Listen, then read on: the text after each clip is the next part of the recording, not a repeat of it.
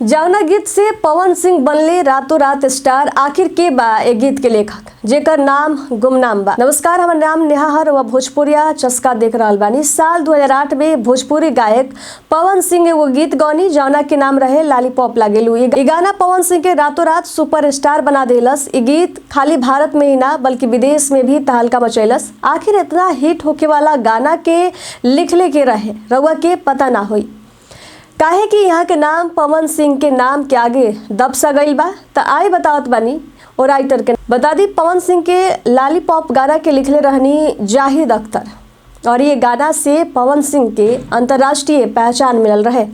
ये गीत भारत के साथे साथे विदेश में भी सुनल जाला। जाहिद अख्तर साल 1998 में भोजपुरी में गीत लिखे के शुरुआत कैले रहले। बाकी साल 2007 में लिखल उनकर गीत लॉलीपॉप इतना हिट भइल कि आज भी ए गाना के चाव से सुनल जाला। बता दी कि जाहिद के पहला एल्बम जौन बा भक्ति रहे। जाहिद अख्तर के मुलाकात पवन सिंह से साल 2006 में टी सीरीज स्टूडियो में भइल रहे। पवन सिंह के चाचा अजीत सिंह भी यहाँ मौजूद रहनी और वहाँ के चाचा जाहिद अख्तर के साथ काम करे के कहले। लॉलीपॉप लागेलू से पहले जाहिद पवन सिंह के साथ 2-3 गो एल्बम में भी काम कैले बाड़े। यहाँ के पवन सिंह खातिर पहिलका गीत लिखले रहनी माई डोली चढ़ चललू सेवक घरवा।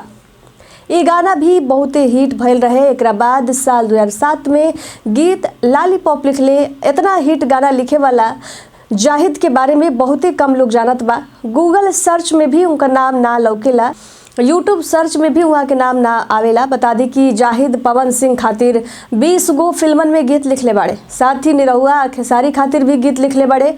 आज भी लोग एक गीत के यूट्यूब लिंक पर खूब सर्च करेला।